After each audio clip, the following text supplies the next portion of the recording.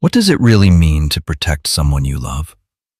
When three men attacked Eliza at a snowy bus stop, her German shepherd stood between her and the danger.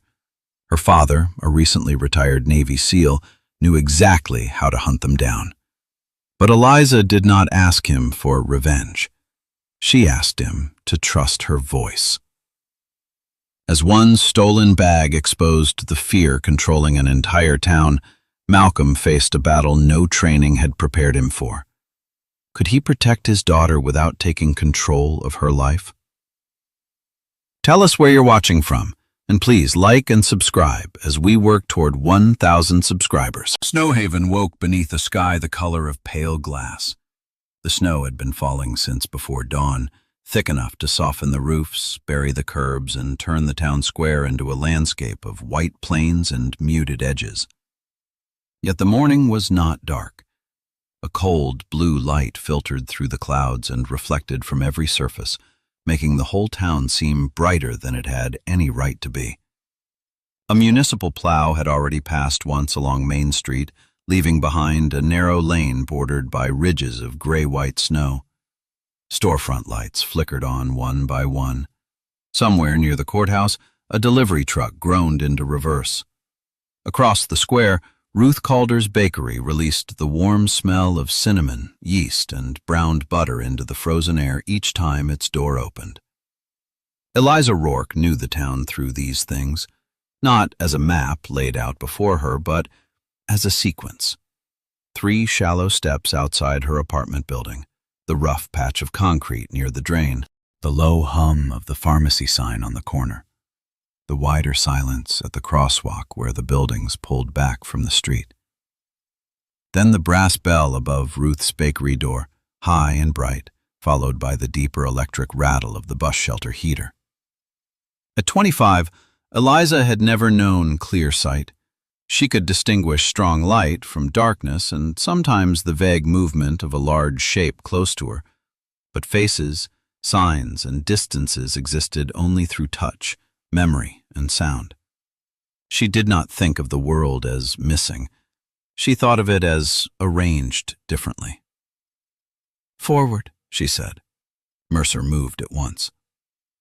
The 7-year-old German shepherd stepped into the morning with the steady confidence of an animal who understood both the route and the responsibility.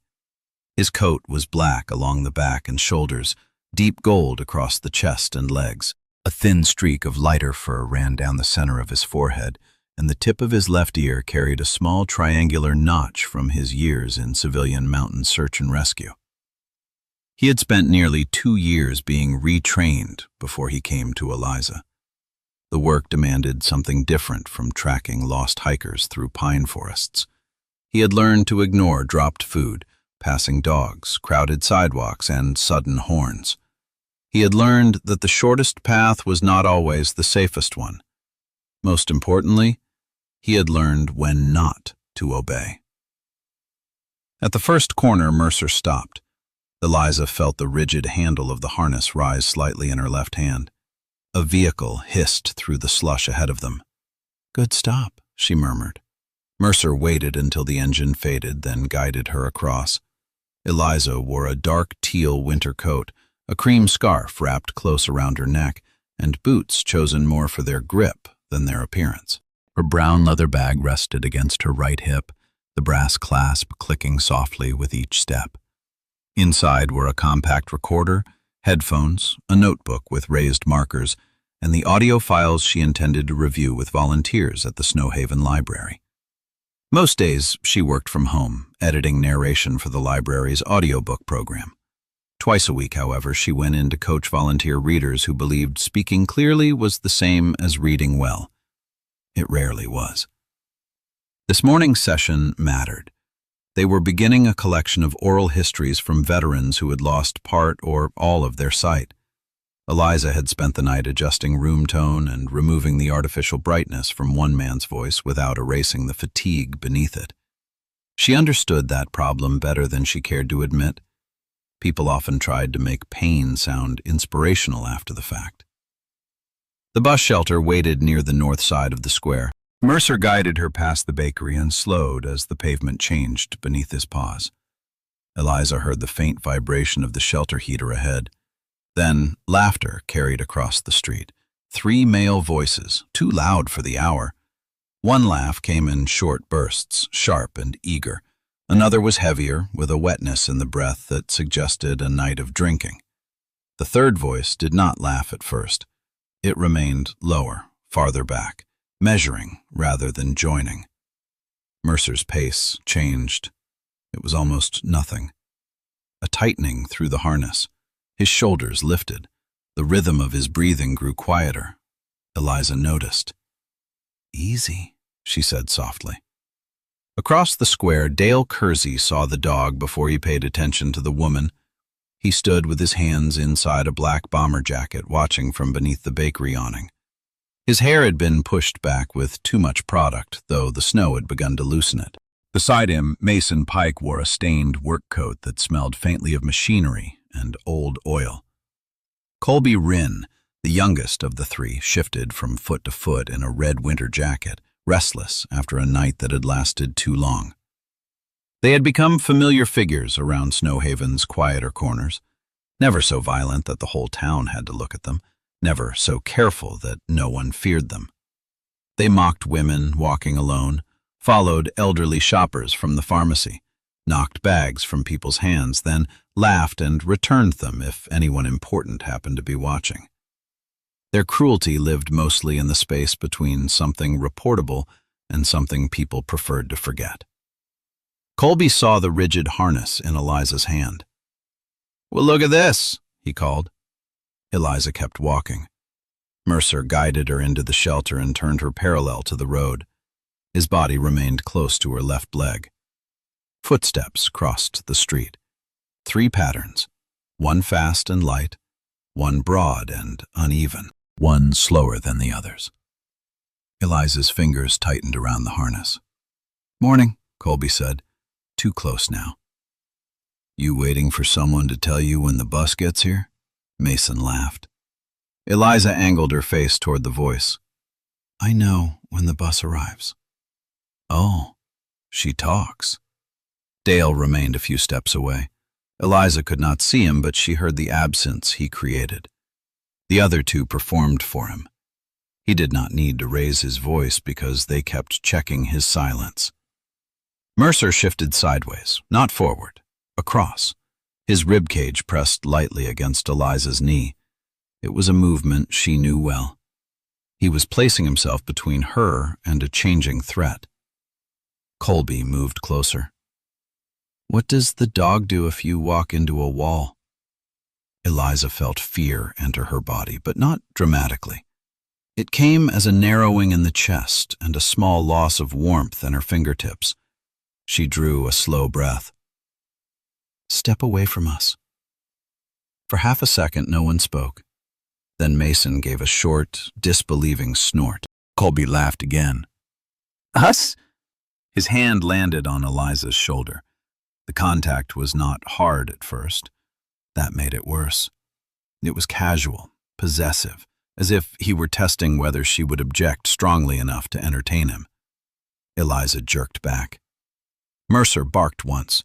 The sound filled the glass shelter and struck the walls like something solid.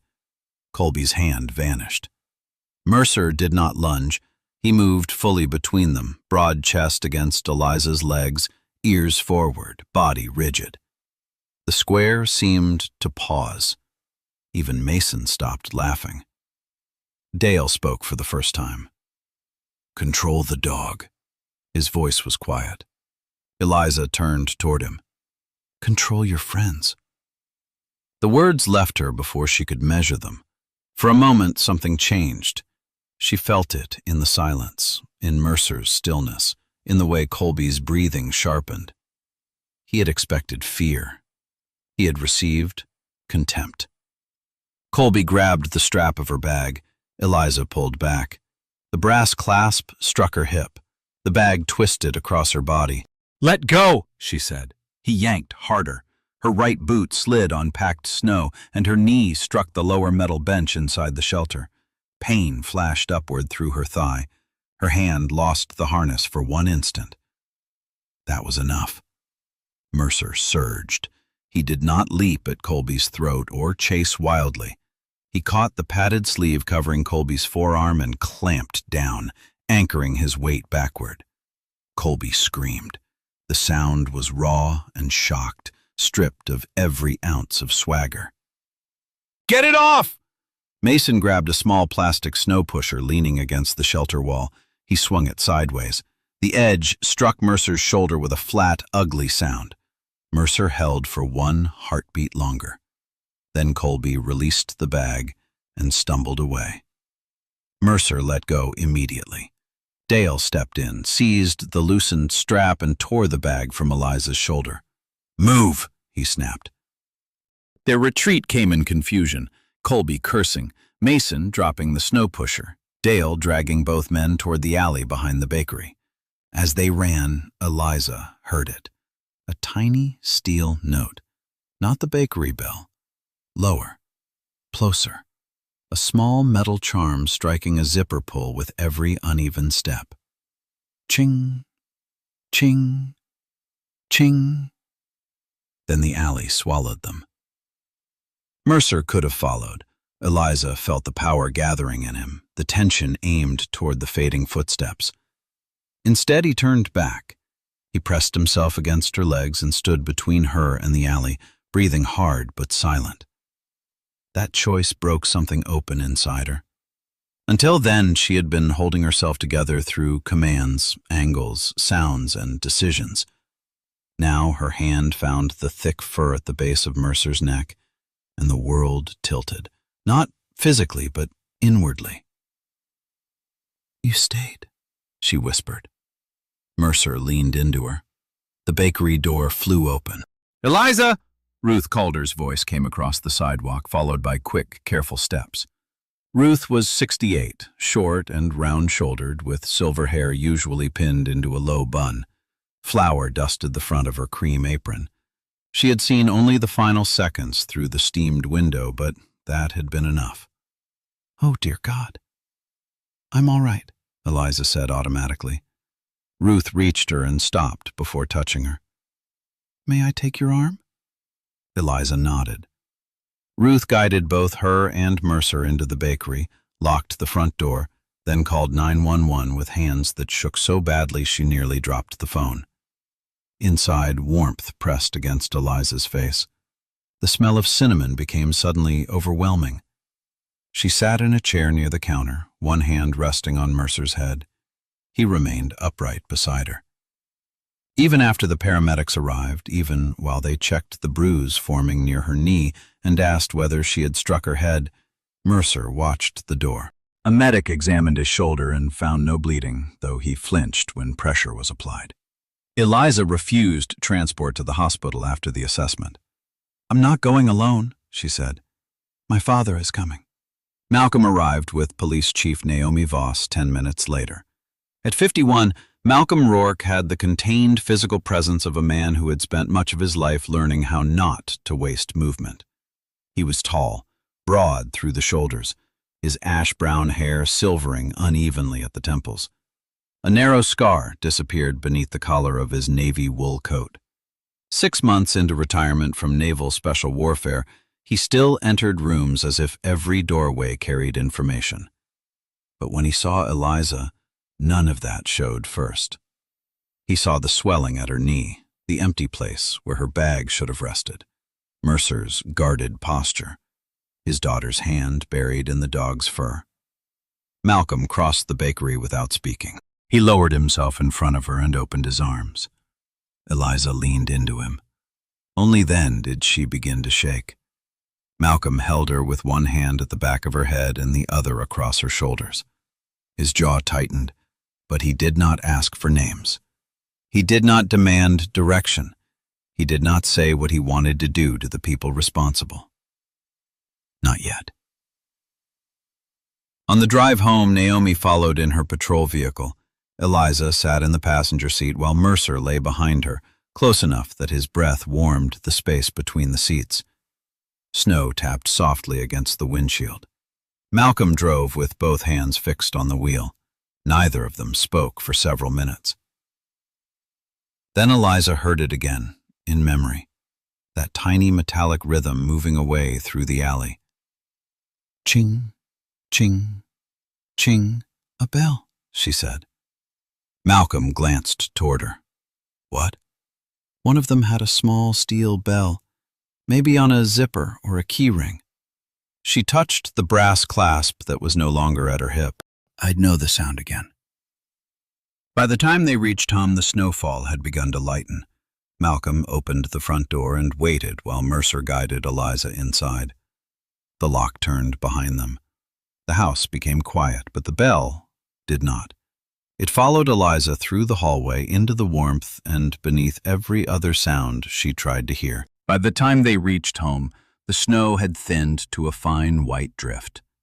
Malcolm parked beneath the bare maple beside the house and cut the engine, but neither he nor Eliza moved immediately. The heater clicked as it cooled. Behind them, Mercer shifted once on the rear seat, then settled again with a low exhale. The silence inside the truck was different from the silence at the bus stop. That one had been forced on Eliza by fear. This one belonged to Malcolm. His hands remained wrapped around the steering wheel. The leather creaked beneath his grip. Eliza heard it. You can let go, she said. Malcolm looked down at his hands as if he had not realized what they were doing. He released the wheel slowly. I'm fine, he said. Eliza turned her face toward him. That wasn't what I meant. For a moment, Malcolm said nothing. Then he opened the door and stepped into the snow. The house stood on the quieter western edge of Snowhaven, a two-story clapboard home with dark shutters and a narrow porch Malcolm had repaired during his first month back.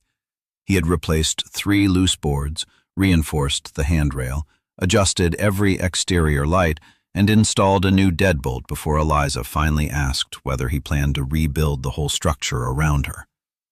He had laughed then. He was not laughing now.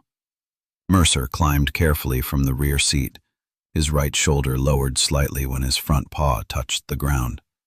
Malcolm noticed. He crouched beside the dog and reached toward the injured area. Mercer shifted away. It was not a growl or a warning, only a small protective movement, but Malcolm froze. Eliza heard the scrape of Mercer's nails against packed snow. His shoulder hurts, she said. I know. You touched too fast. Malcolm withdrew his hand. The correction landed harder than it should have. He had spent years reading men under pressure from the smallest changes in breath and posture. Yet he had reached toward Mercer without asking, driven by the same impulse that had been tightening inside him since the bakery. Fix it.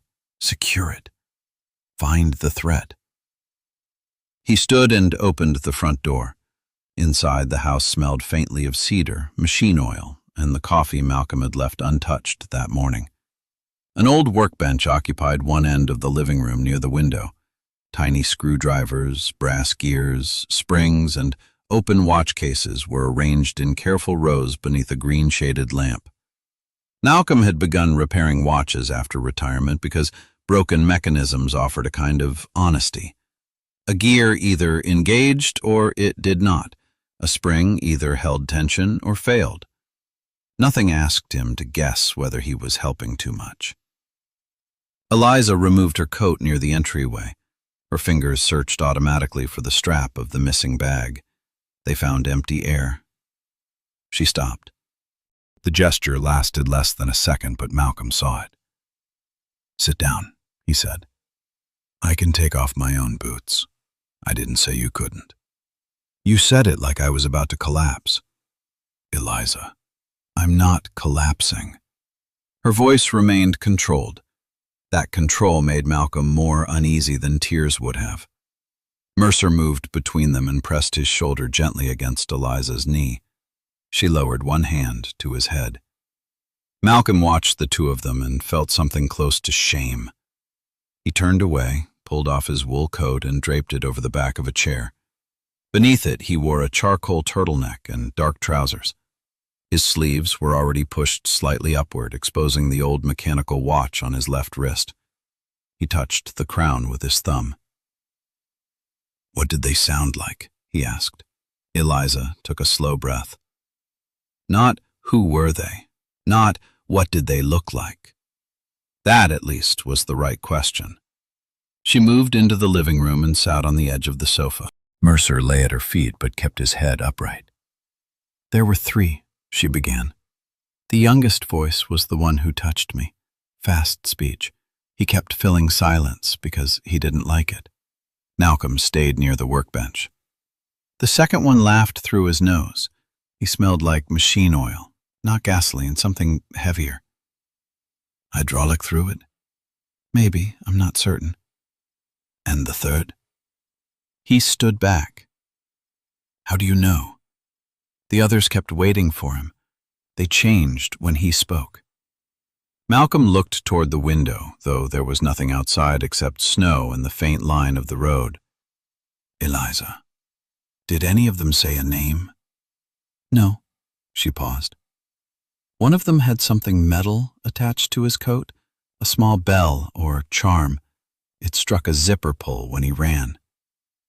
Malcolm's thoughts moved immediately toward the town square, the alley, the service road behind the bakery, the warehouses north of Main Street. He knew where the plow cameras faced. He knew which stores opened early and which loading docks were hidden from the street. He reached for his coat again. Eliza heard the rustle. Where are you going? To look around. No!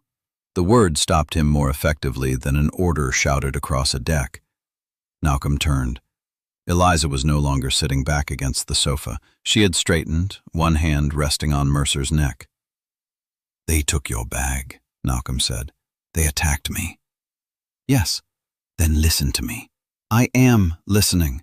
No, you're collecting details so you can leave. Malcolm held her gaze even though he knew she could not fully meet it. They won't be hard to find, he said. 3 men moving together in a town this size.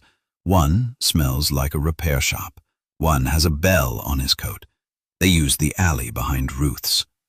That doesn't give you the right to hunt them. I didn't say hunt. You didn't have to. The room seemed suddenly smaller. Mercer's head turned from Eliza to Malcolm. Malcolm lowered the coat but did not set it down. They put their hands on you. Yes. They hit Mercer. Yes. And you expect me to sit here? I expect you to remember that I am the one they attacked. The words held no accusation at first, only fact. That made them harder to resist. Eliza stood carefully. Pain tightened around her knee, but she did not reach for the furniture. Mercer rose with her. What hurt most, she said, wasn't losing the bag. Malcolm's jaw flexed. They looked at the harness and decided I was safe to humiliate. They thought I couldn't describe them. They thought no one would believe me because I couldn't identify a face. I believe you. Then don't take the story away from me. Malcolm stared at her. She continued before he could answer. If you go out there and break someone's jaw, this stops being about what they did. It becomes a story about a retired operator who lost control. I'm not going to lose control. You already put your coat back on. The old clock on the mantel marked the silence between them. Malcolm slowly placed the coat over the chair. All right, he said. Eliza did not relax. I won't go after them. Say the whole thing. He knew what she wanted. He also knew why the words felt like surrender. I won't act outside the law. Eliza listened to the way he said it. Not a promise freely offered. A promise extracted. Before she could respond, someone knocked at the door in a familiar rhythm. 2 short taps, a pause, then one heavier strike. Malcolm's body changed at once. Eliza heard the shift of his foot against the floor. That's Wade, she said. Malcolm looked toward her. How do you know? He always knocks like he's checking a reflex. Wade Hensley entered carrying a medical bag and a paper cup that had gone cold. At 50, he had the broad, softened build of a man who still possessed great strength but no longer needed anyone to notice it. His dark blonde hair had faded heavily at the temples, and a neatly trimmed beard framed a face that seemed permanently inclined toward patient skepticism. He took one look at Malcolm and said, "You haven't done anything stupid yet." "It's been 40 minutes. That wasn't an answer. Wade set his bag down and crouched in front of Eliza. He examined her shoulder and knee with practiced hands, explaining each movement before touching her. "Any dizziness?" "No." "Nausea?" "No." "Headache?" "Only the human kind." Wade gave a brief smile. "Those are rarely covered by insurance." His humor did not erase the seriousness in his eyes. He checked the swelling around her knee, then looked toward Mercer. "Let me guess. He took the worst hit." "He was struck on the shoulder," Eliza said. Wade did not touch the dog. Instead, he knelt a few feet away and watched Mercer shift his weight. "He needs a vet who works with service animals," Wade said. "Not because I think he did anything wrong. Because someone will eventually ask whether the bite means he's unstable." Malcolm's expression hardened. "He protected her." "I know. The paperwork won't know unless someone qualified says so." Wade stood and faced Malcolm. "And before you ask, no, I'm not going into town with you." "I didn't ask. You were about to." For the first time since the bakery, Eliza almost laughed. The sound never quite arrived, but the possibility of it loosened something in the room. Wade noticed. "Good," he said softly. "Keep doing that." An hour later, they drove to the veterinary clinic on the south edge of town. Dr. Tessa Marlowe met them in an examination room warmed by a wall heater that clicked irregularly. She was 39, lean, dark-haired, and moved around animals with an economy that made even Malcolm seem restless. She wore gray scrubs beneath a heavy cardigan and spoke to Eliza before she spoke about Mercer. "Tell me exactly what happened from the moment he changed position." Eliza described the sequence.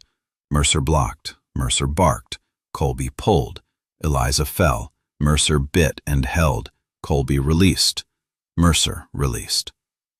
Tessa examined his shoulder, jaw, teeth, and pupils.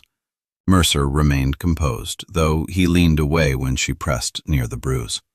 "He isn't showing generalized aggression," Tessa said. "He responded to a direct physical threat and disengaged when the threat stopped." Malcolm folded his arms. "So he did what he was supposed to do." "He did what was necessary," Tessa corrected. "That is not exactly the same thing." She prescribed rest, limited work, and cold compresses for the shoulder. Mercer could continue guiding Eliza indoors and over short familiar routes, but he should avoid long walks for several days. When they returned home, Police Chief Naomi Voss was waiting on the porch. Naomi had known Malcolm before either of them had acquired rank, scars, or reputations. At 46, she wore authority without theatricality. Her black hair, threaded with silver, was cut to her jaw and tucked behind one ear. A small, pale scar crossed her right eyebrow. She carried a red leather notebook beneath one arm. Inside, she took Eliza's statement at the dining table. Naomi did not rush her. She separated memory from interpretation, asking what Eliza had heard, what she had smelled, what she inferred, and what she could not know. The camera at the bus shelter had recorded 3 bundled figures, but blowing snow obscured their faces. Ruth had seen only the end of the assault through steamed glass. No usable license plate appeared because the men had fled on foot. Naomi closed the notebook. "This is an official robbery and assault investigation," she said. "We are not treating it as a prank." Malcolm leaned forward. "Give me the names of men with prior theft or assault charges who match the ages." "No." The refusal came without heat. "You know I can help narrow it." "You can help by not contaminating witnesses or confronting suspects." "Naomi, my badge does not become flexible because we went to school together." Eliza heard Malcolm lean back. Naomi continued more gently. I can show you public incident summaries. You know the service roads and the old industrial routes better than some of my younger officers. That may be useful later, but you do not get a criminal history list." Malcolm said nothing. Eliza knew that silence. It was not agreement. Her phone rang before the conversation could harden again.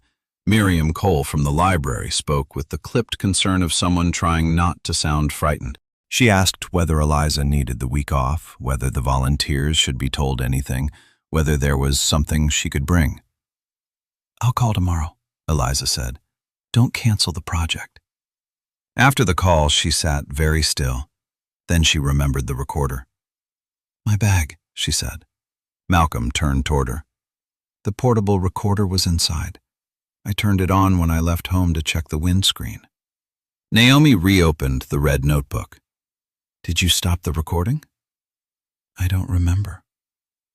The room changed. Not into hope, exactly. Into possibility. The device was gone, and no one knew whether it had recorded anything useful. Still, for the first time since the attack, the three men had left behind more than fear. That evening, after Naomi and Wade had gone, Eliza sat upstairs with Mercer resting beside the bed. Below her, Malcolm moved through the house. The front lock clicked, then the back. A window latch lifted, pressed down and lifted again. The basement door opened. The porch light switch snapped twice. He was not searching for the men. He was securing the world against them. Eliza placed her hand on Mercer's neck and listened to her father move from room to room. Malcolm had made the promise, but promises, she knew, were not proven when spoken. They were proven in the moment a person's oldest instincts demanded to be obeyed. And downstairs, Malcolm was still obeying his. The snow stopped before sunrise. By 9, Snowhaven had become unnaturally bright. Every roof, curb, and parked car reflected the weak winter sun, and the town square seemed wider than it had 2 days earlier, stripped of falling snow and excuses. Yellow police tape enclosed the bus shelter. Naomi Voss stood near the curb in her dark patrol coat, red notebook tucked beneath one arm. 2 officers moved slowly through the area, photographing the bench, the support posts, and the strip of pavement between the shelter and the alley behind Ruth Calder's bakery. Nothing about the scene looked violent now. That, Eliza thought, was one of the cruelties of places. They recovered faster than people did. Mercer waited beside her in his harness. Tessa had examined his shoulder again that morning and permitted short, controlled work. The bruise remained tender, but his stride was even. Eliza could feel a slight restraint in him. Not fear, exactly, but awareness. Malcolm stood several feet behind them. Naomi had asked him to remain outside the taped area unless directed otherwise. He had agreed without argument, which did not mean he liked it. "Eliza," Naomi said, "we'll begin from the point where you entered the square. Take your time. If something is uncertain, say that." "I know. I'm saying it for the recording." Eliza gave a small nod. An officer activated the body camera used to document the reconstruction. Eliza placed her left hand on Mercer's harness. "Forward." They began. The sounds were cleaner without the storm. The bakery ventilation fan hummed across the street. A truck passed on Main Street, its tires crushing salt and ice. Meltwater dripped from the shelter roof in an irregular rhythm. But underneath those sounds, Eliza remembered the other morning. The laughter, the footsteps, the way silence had formed around the third voice. Mercer brought her to the edge of the shelter and stopped. "This is where he slowed," Eliza said. "Mercer?" Naomi asked. "Yes," before any of them spoke to me. She turned her head slightly, listening to the shape of the shelter. The first voice came from across the street, maybe 15 yards away. I can't be exact. Naomi did not correct or encourage her. She simply wrote. The second man approached on my right. His steps sounded uneven. Limping? I thought so then, I'm less sure now. Malcolm shifted behind the tape. Eliza heard it but continued. It could have been weight on one side, a bag, tools, something dragging his rhythm. Naomi looked up from the notebook. Good distinction. The words were simple, but Eliza felt their importance. Naomi was not praising her memory. She was respecting its limits. That mattered more. They entered the shelter. Eliza traced the sequence carefully. Colby's voice, Mason's laughter, Dale standing farther back. She showed where Colby first touched her shoulder and where Mercer stepped across her legs. When the bag was pulled, my right foot slid toward the bench, she said. My knee hit here. Her hand found the cold metal edge. The contact brought back the shock more sharply than she expected. For a second, her breath caught. Mercer moved closer. His shoulder touched her knee, not pressing hard, only reminding her where he was. Eliza rested her hand briefly on his neck. I'm ready, she said. An officer moved toward the bench with a flashlight despite the sunlight. He crouched and examined the packed snow and debris beneath it. There's something here. The others went quiet. He reached beneath the lower support bar and pulled free a small piece of dull metal. It was no larger than a thumbnail. Naomi took it with gloved fingers and turned it toward the light. A tiny bell-shaped charm, broken at the loop. One side bore the stamped outline of a tractor beneath an arched line of lettering. Malcolm came one step closer to the tape. Naomi held up one hand without looking at him. He stopped. What is it? Eliza asked. A metal charm, Naomi said. Bell-shaped. Broken attachment ring. There's a logo. She read the words slowly. Green Mountain Agricultural Expo, Snow Haven County, October. The sound seemed to contract the square.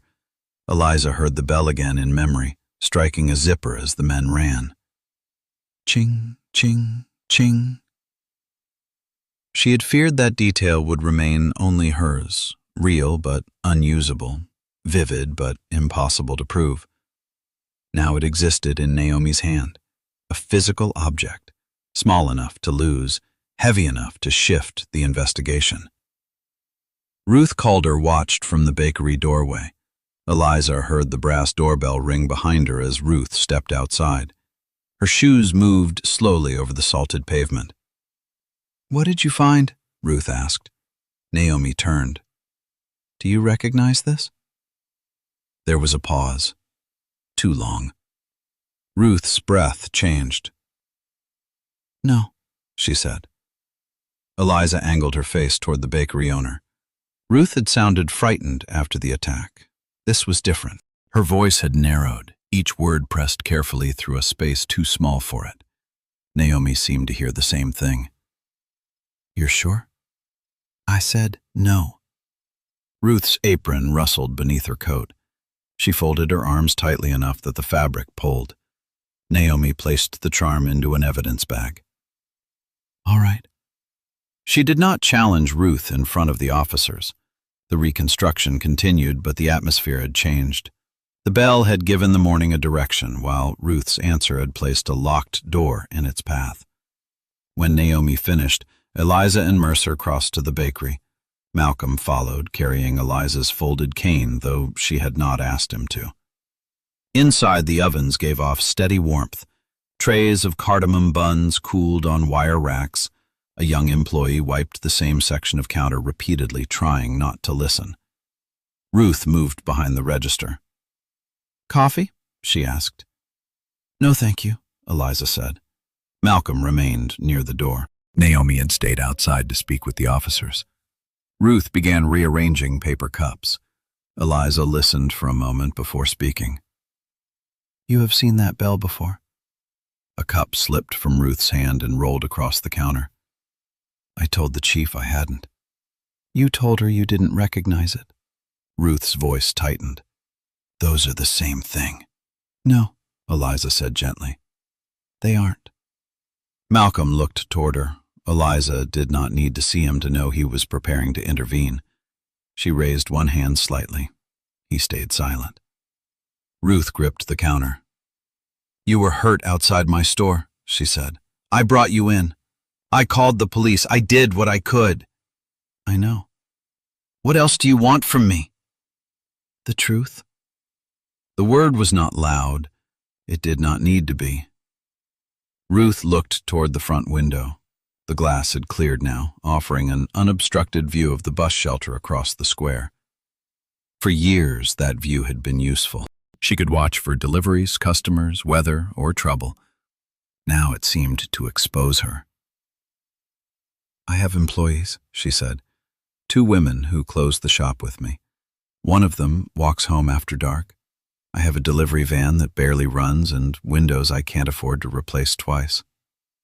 Eliza heard shame beneath the fear. Malcolm stepped away from the door.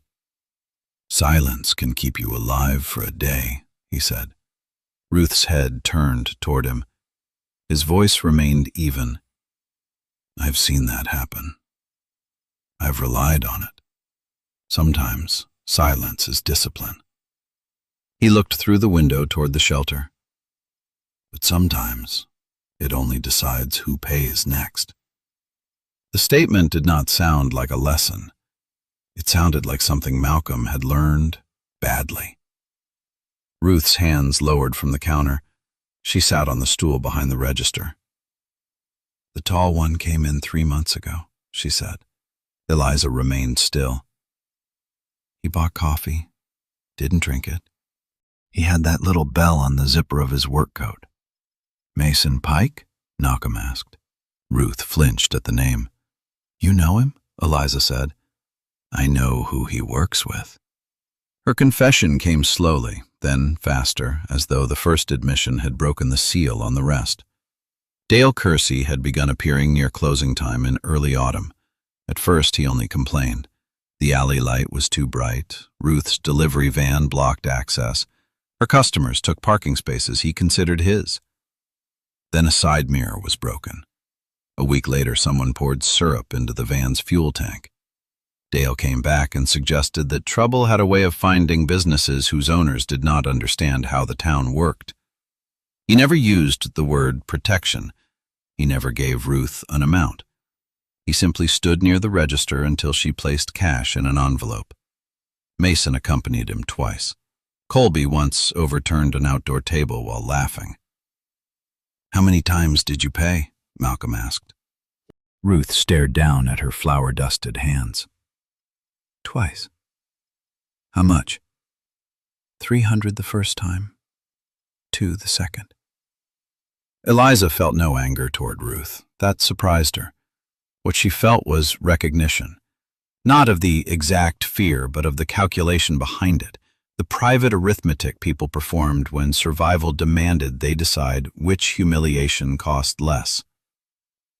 "Why didn't you report it?" she asked. "I thought if I ignored them, they'd lose interest." "And did they?" Ruth shook her head. The bakery door opened behind them. Naomi entered, removing her gloves. Ruth looked at her and seemed to shrink. "I lied to you." Naomi took out the red notebook. "Then start again." The statement lasted nearly an hour. By the end, the small bell had become more than a dropped charm. It was linked to a man, a coat, repeated visits, and a pattern of coercion. Still, Naomi was careful. "This gives us direction," she said. "It does not give us probable cause to arrest Mason Pike for the assault."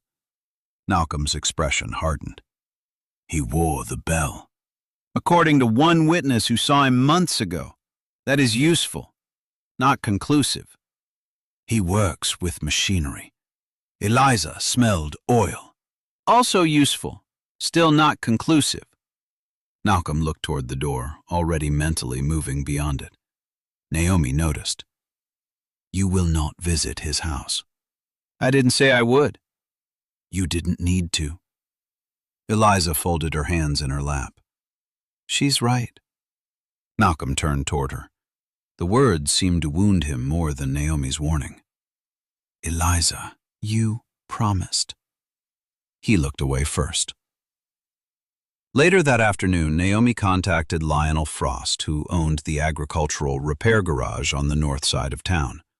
Lionel arrived at the station wearing a heavy canvas jacket with grease darkening the cuffs. He was in his late 50s, broad through the middle, with a gray mustache and the cautious manner of a man who disliked both criminals and official paperwork. Naomi showed him a photograph of the charm, not the original evidence. Lionel recognized the logo immediately. "The expo handed those out to crew and vendors," he said. "Maybe 40, 50 total." "Did Mason Pike have one?" Lionel scratched at his mustache. "On the main zipper of his winter coat." "When did you last see it?" "The day after the trouble at the bus stop." Naomi looked up. "Was it still attached?" Lionel thought carefully. "No, the ring was there. Bell wasn't." The garage had an exterior security camera facing the employee entrance. Unfortunately, the system was nearly 10 years old and stored video on a local drive that frequently overwrote itself. Lionel agreed to preserve the unit until a technician could extract the data properly. Malcolm listened from the edge of the room, excluded from the formal interview but allowed to hear the public portions with Eliza's consent. When Lionel left, Malcolm said, "That's enough to speak with Mason." "It is enough for me to attempt a voluntary contact," Naomi replied. "Not you. I could get him talking. You could get him a defense attorney." Malcolm's mouth became a hard line. Eliza felt the tension moving through the room like weather. Naomi closed the notebook. "You are not in command here, Malcolm." The sentence was quiet. It carried no insult. That made it impossible to dismiss. Malcolm stood without responding and walked to the window. Eliza understood then that being useful had always been tied to authority for him. He knew how to protect people when he could control the perimeter, assign roles, and decide when action began. Now he had information but no jurisdiction, concern but no command, love but no permission. Near dusk, Naomi drove to the Frost garage with another officer. Mason's time card showed that he had worked the morning after the assault. He had left before lunch claiming illness. He had not returned for his next shift and had not collected the wages still owed to him. His phone went directly to voicemail. Naomi documented the visit and left without forcing entry anywhere. By nightfall, the temperature dropped sharply. At 11:42 p.m., Ruth woke to the sound of breaking glass. The rear bakery window collapsed inward across the preparation table, scattering shards over cooling racks and the tiled floor. A fist-sized stone landed beside a sack of flour. No note had been attached. None was necessary. When Naomi arrived, blue lights pulsed across the alley walls. Ruth stood near the back door in her winter coat, clutching the embroidered wheat-pattern handkerchief she usually kept folded in her apron. She looked older than she had that morning. Across the square, the bus shelter sat empty beneath its yellow lamp. The broken bell was already sealed in evidence, but its warning had been answered. Someone knew Ruth had spoken, and someone intended to teach the rest of Snowhaven what speaking would cost. By morning, the bakery no longer smelled like cinnamon. It smelled of cold air, broken glass, and the damp paper Naomi's officers had spread across the preparation tables to protect them while they documented the damage. The rear window had been struck once, precisely enough to collapse the pane inward without damaging the frame. Glass lay among cooling racks and mixing bowls, small pieces glittering beneath the fluorescent lights. Naomi treated the attack as more than vandalism. A patrol car remained outside Ruth Calder's building through the rest of the night. Before sunrise, an officer installed a temporary alarm button beneath the bakery counter. Naomi also arranged extra drive-bys along the alley and offered to move Ruth somewhere safer until the window was replaced. Ruth refused at first. Then her younger sister arrived. Helen Calder entered through the front door carrying a thermos, a heavy wool coat, and the expression of a woman who had already decided what everyone else needed to do. At 62, she was leaner than Ruth, with short silver hair, narrow spectacles, and a quick, exact way of moving. She handled the bakery accounts, supplier invoices, and tax filings, the part of the business Ruth preferred not to think about. Helen looked at the broken window, then at her sister. "You are sleeping at my place," she said. "I have work. You have plywood where a window used to be. I can't leave the ovens. The ovens are not under investigation." Ruth folded her arms. Helen lowered her voice. "You do not get to protect everyone by standing alone in a room with broken glass."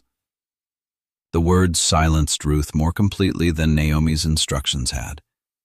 By noon, Ruth had agreed to stay with Helen for several nights. But when Naomi asked whether she would repeat her full statement on the record, Ruth withdrew. She confirmed that Dale Kersey had visited the bakery. She confirmed that money had changed hands.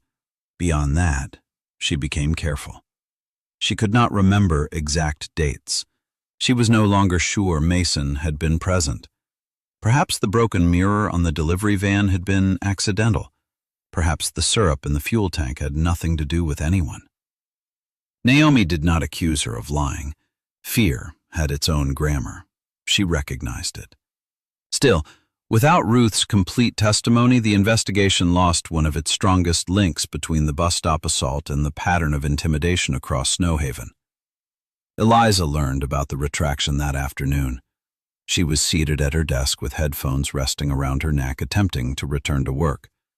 The waveform on her computer belonged to a retired teacher reading a memoir about losing his sight after an illness. Eliza had listened to the same sentence 6 times without hearing its meaning. Naomi's call ended quietly. Eliza removed the headphones. Mercer lay near the bedroom door instead of beside her chair. For 3 nights he had chosen that position.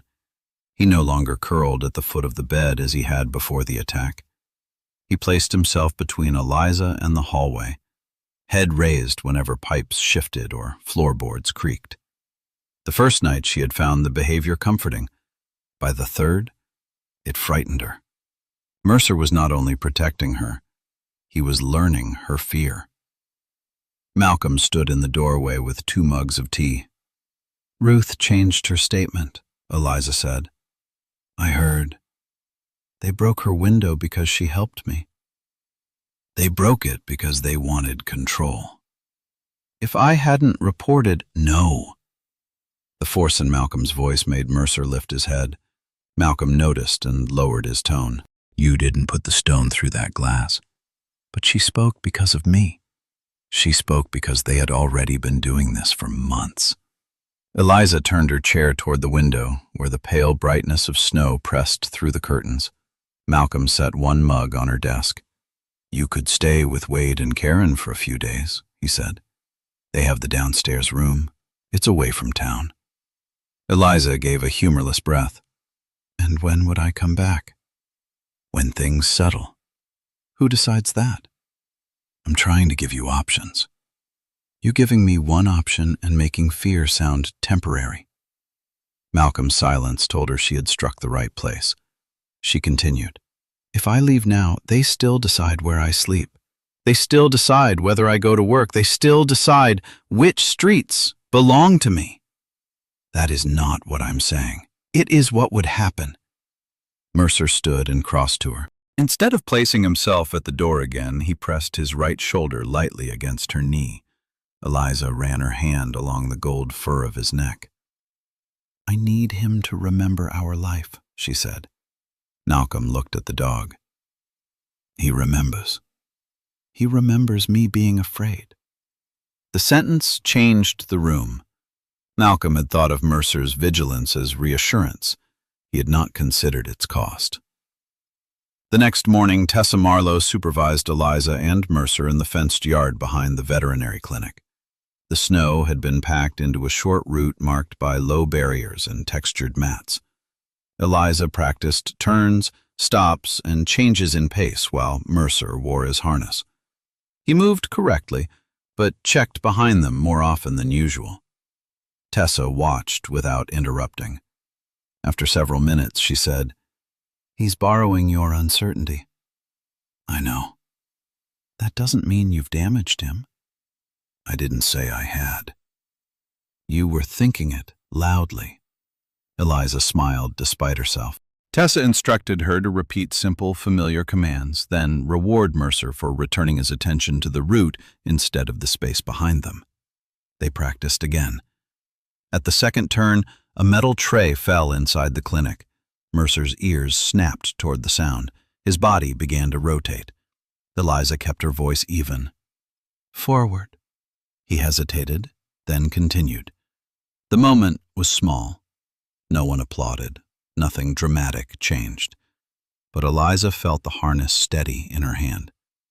For the first time since the bus stop, Mercer chose the path ahead instead of the threat behind. That afternoon, a maintenance employee named Calvin Reddick was inspecting drainage beneath the railway bridge west of town when he saw a strip of brown leather protruding from a wind-carved bank of snow. Calvin had worked the rail corridor for 17 years and knew that objects found beneath bridges were rarely worth touching barehanded. He photographed the item, marked the location, and called the police. Naomi arrived with an evidence technician. The leather bag lay half buried near the concrete footing, its strap torn and brass clasps scratched. Wind had shifted the snow enough to expose one corner. Eliza's identification card was gone, but a raised label inside the lining bore her initials. Naomi called her before opening the remaining compartments. The bag was taken to the station, dried carefully, and processed. The cash had disappeared.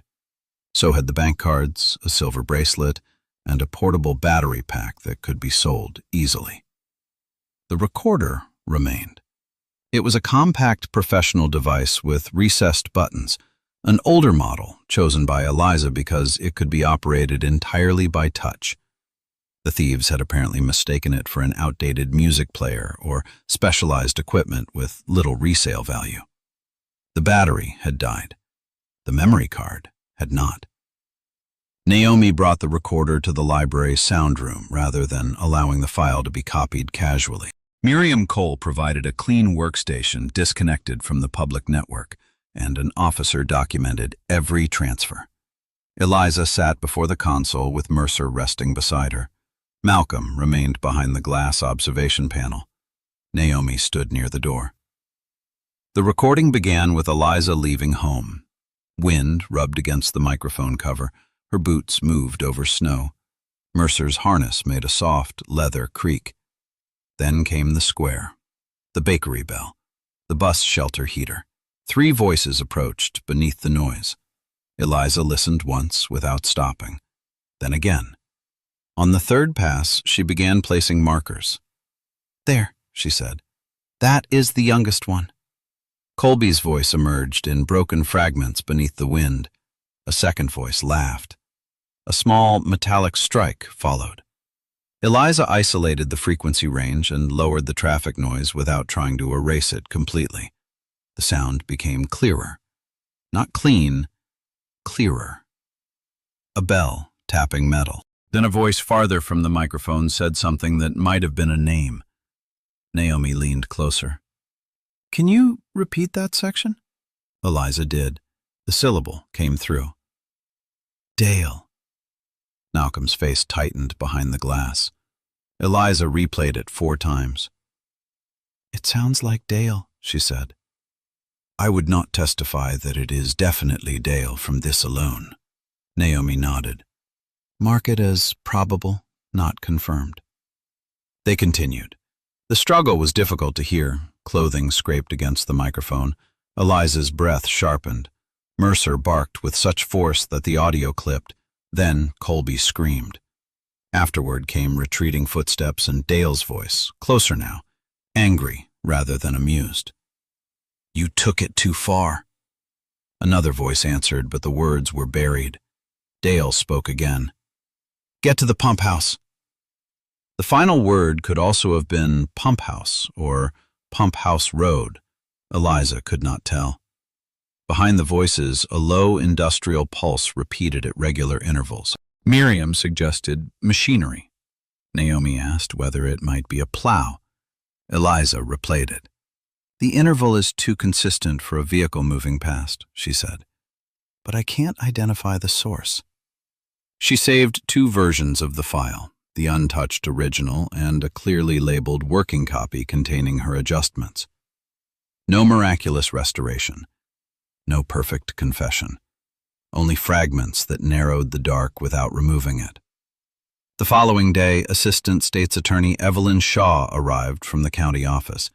She was 44, precise in both dress and speech, wearing a camel coat over a dark suit and black-framed glasses she removed whenever someone tried to substitute certainty for evidence. A square-faced watch rested on her left wrist. Evelyn listened to the original recording, then the processed version. She read Ruth's initial statement, her partial retraction, Lionel Frost's interview, and the report on the broken bell. When she finished, she placed her blue fountain pen horizontally across the folder. Malcolm had already learned what that gesture meant. She was not convinced. "The recording supports the victim's account," Evelyn said. "It may help identify locations and voices. It does not establish identity beyond a reasonable doubt." Naomi folded her arms. "Enough for an arrest warrant?" "Not yet." Malcolm stood near the wall, his expression controlled. "A name is on the recording." "A common first name." "A witness linked the bell to Mason Pike." "A frightened witness who has partially withdrawn her statement." "The garage owner saw the missing charm." "He saw an empty attachment ring, useful but not decisive." Evelyn tapped the closed folder. "I need independent witnesses, preserved camera evidence, a stronger connection to Deo's extortion activity, or a criminal act we can document directly." Eliza listened without frustration. Evelyn was not dismissing her. She was protecting the case from collapsing under the weight of everyone's need for immediate justice. Naomi arranged a private meeting that evening in the library's lower conference room. Only 5 business owners attended. They sat far apart despite the small room. One man kept his coat on. A woman who owned the pharmacy refused to give her last name for the attendance sheet. Another storekeeper claimed he had come only to hear what the police planned to do. Malcolm sat near the back. He watched people avoid one another's eyes and understood that Dale's greatest weapon was not violence. It was isolation. Each victim believed everyone else had remained untouched. Helen stood first. She placed both hands on the table and looked around the room. "My sister is afraid," she said. "She has earned the right to be afraid. What she has not earned is the right to carry all of this alone." Ruth was not present. Helen continued. "I manage the bakery accounts. I saw the withdrawals. I saw repair bills after the van was damaged. I will sign a statement about every record I can prove." The pharmacy owner shifted in her chair. A hardware store manager slowly removed his coat. Helen looked toward Naomi. "Prepare the paper." She signed first. The sound of her pen moving across the page seemed louder than it should have. Then the hardware store manager admitted he had saved a threatening voicemail. The pharmacy owner said her security camera had recorded Dale blocking her rear delivery entrance 2 months earlier. One confession made space for another. Near the end of the meeting, the door opened. Ruth entered wearing her beige winter coat and carrying no bakery box, no thermos, nothing she could use as an excuse for being there. She walked to the table and removed the old brass key to the bakery's rear door from her pocket. The key landed beside Helen's signed statement. "I will testify," Ruth said. Naomi looked at her carefully. "You understand what that means?" "Yes." Ruth glanced around the room. "But I will not stand alone again." The hardware store manager moved his chair closer to the table. Then the pharmacist did the same. Outside, Snowhaven settled into a hard winter night. Inside the library, the silence that had protected Dale for months finally began to break. Not with a heroic declaration, but with chairs scraping closer together and frightened people placing their names on the same page. The first useful message arrived at 6:13 on Friday morning. Naomi Voss read it twice before calling Evelyn Shaw. The text had been sent to the owner of Northline Hardware from an unregistered number. Saturday, 9 sharp. Old pump station. Bring the rest. No police, no excuses. Below it was a photograph of the store's rear entrance, taken after closing. The image showed no person, no weapon, and no direct threat. It did not need to. The owner, a widower named Curtis Vale, had already paid Dale Kersey 3 times after repeated damage to his delivery truck. The phrase, "bring the rest," referred to another $600 Dale claimed was owed for keeping trouble away. By noon, Curtis had agreed to cooperate. He did not do so bravely. He sat in Naomi's office with both hands wrapped around a paper cup and admitted he had nearly deleted the message. His hardware store had belonged to his family for 40 years. He feared Dale would burn it, hurt an employee, or target his home. Evelyn listened without promising safety she could not guarantee. "We can reduce the risk," she said. "We cannot make it disappear." Curtis stared at the untouched coffee. "What happens if I say no?" "Then we continue building the case through other evidence." "And he keeps coming." Evelyn did not answer. Curtis looked toward Naomi. "I'll do it." That afternoon, Evelyn approved a controlled operation designed to document the collection of extortion money and arrest the suspects without involving Curtis at the exchange point. The plan belonged to law enforcement. That distinction became important as soon as Malcolm learned about it. He stood over the conference table at the Snowhaven police station, studying a county maintenance map spread beneath Naomi's red notebook. The old pump station sat beyond the eastern edge of town, where a narrow service road followed a frozen drainage channel through abandoned municipal land. The facility had not moved water in 12 years. Its brick control building remained locked, but the surrounding maintenance lanes were still used by snow crews and utility inspectors. Malcolm knew the ground. He had spent 2 autumns there as a teenager, clearing brush for the town with his father. Since retiring, he had hiked the area several times and noticed where the drainage banks had collapsed, where ice collected beneath fresh snow, and where an old vehicle track disappeared behind the cedar line. "You need someone at the western culvert," he said. "If they break north, that is the fastest path back toward Route 9. Naomi marked the map. "We already have a unit covering the road." "Not the road. The culvert. There's a maintenance cut behind the concrete wall." One of the younger officers leaned closer. Naomi glanced at Malcolm. "Show us." Malcolm traced the hidden route with one finger. "This section looks closed from the entrance, but the fence has been down since last spring. Someone on foot can reach the drainage channel in under 2 minutes." Evelyn made a note. "Useful," she said. Malcolm straightened. "I'll take that position." "No," Naomi replied. He looked at her. The room was quiet enough for Eliza to hear the faint ticking of the wall clock. She sat near the end of the table with Mercer lying beside her. Miriam Cole occupied the chair to her right, helping organize copies of the audio excerpts. Wade leaned against the back wall, arms folded. Malcolm's voice stayed controlled. "You don't have anyone who knows the ground better." "We have officers with radios, body armor, arrest authority, and no personal connection to the victim." "I am not asking to make the arrest." "You are asking to stand in the escape route of the men who attacked your daughter." "I can manage myself." Naomi closed the map. "This is not an assessment of your competence. It sounds like one. It is an assessment of your role." The distinction irritated him more than a direct insult would have. Evelyn removed her glasses. "You are a civilian and the father of a victim. If you confront one of the suspects, the defense will argue the operation was driven by retaliation. If force is used, every decision becomes more difficult to defend." "They are collecting extortion money." "And I intend to prosecute that," Evelyn said, "which is why you will not provide their attorneys with an unnecessary argument." Malcolm placed both hands on the edge of the table. Eliza recognized the silence gathering in him. She had heard it at home when he checked the locks. She had heard it when Naomi refused him access to criminal records. It was the silence of a man trying to turn obedience into patience. Naomi pushed a blank section of the map toward him. You can mark every hazard and exit you know. After that, you leave the operational perimeter. The offer was practical. Malcolm heard only exclusion.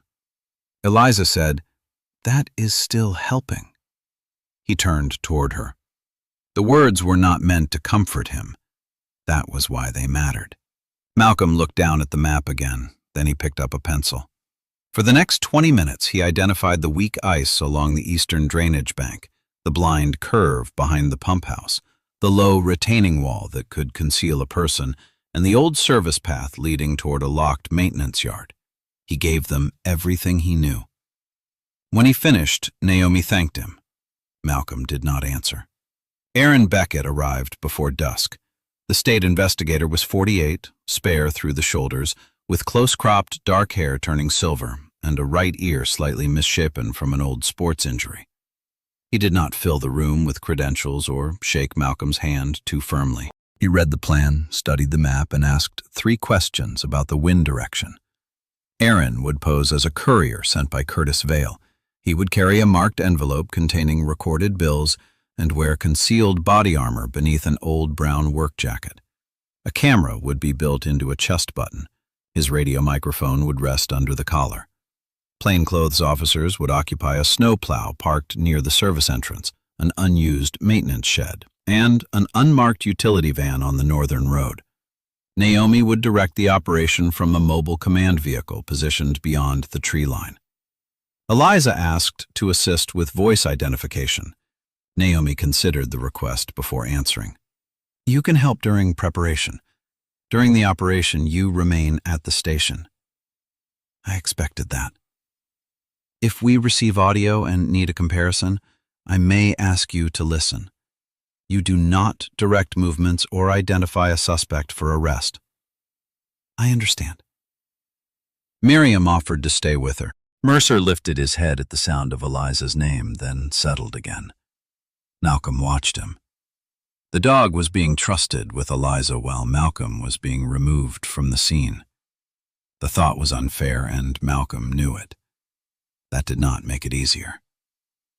Wade found him later in the station garage, standing beside his truck without opening the door. Snowmelt dripped from the vehicle's undercarriage. You look like someone canceled your war, Wade said. Malcolm stared toward the concrete floor. They are using my information. They should, but not me. No. Malcolm looked at him. Wade's expression held no challenge.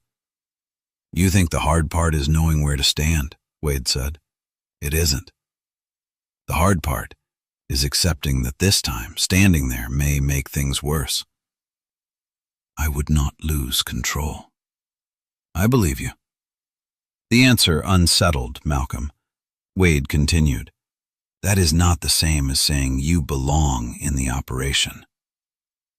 Malcolm rubbed his thumb across the crown of his watch. They touched her. I know. I was not here for most of her life. Not when she learned the bus routes, not when she first moved out, not when she decided she didn't need me calling every night. Wade let the admission remain between them. Malcolm's voice lowered. Now I am here. And the one thing I know how to do is being taken away. No, Wade said. The thing you know how to do is not being taken away. It is simply not the thing she needs from you tonight. Malcolm looked through the open garage door at the pale evening. What does she need? For you to keep the promise when keeping it makes you feel useless. The words followed Malcolm long after Wade walked away. Saturday night arrived clear and bitter. The storm clouds had moved east, leaving a hard moon above Snowhaven. Snow covered the abandoned pump station grounds in blue-white light, and the temperature had dropped low enough that tires crackled across the service road. Aaron stood beneath a dead security lamp near the brick control building. He carried the marked envelope in one gloved hand and kept the other near the pocket of his jacket. Through the hidden camera, Naomi saw the cracked concrete, the rusted railing, and the dark channel beyond. The operation channel remained quiet. At the police station, Eliza sat in a smaller communications room with Miriam and Mercer. A headset covered one ear. On the desk lay 3 short audio profiles she had prepared from the recovered recording. She had not labeled them with names, only characteristics. Voice 1. Fast speech, higher tension, swallowed consonants. Voice 2. Nasal laughter, slower phrasing, breath affected by cold or alcohol. Voice 3. Lower volume, waits before speaking, gives directives rather than questions. Eliza did not want expectation to force certainty.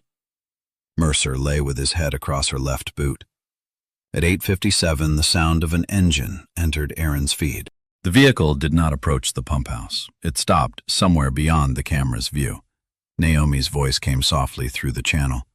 "Hold positions." Footsteps entered from the southern path. One person, heavy boots, a slight imbalance in rhythm. Eliza leaned toward the speaker. Mason Pike appeared in Aaron's camera wearing a blue-gray work coat and carrying a canvas tool bag against his left side. His red-brown hair showed beneath a knit cap. Oil darkened the cuffs of his gloves. He stopped 10 feet away. "You Vales guy?" Aaron shifted the envelope where Mason could see it. "I was told to deliver this." Mason glanced toward the road.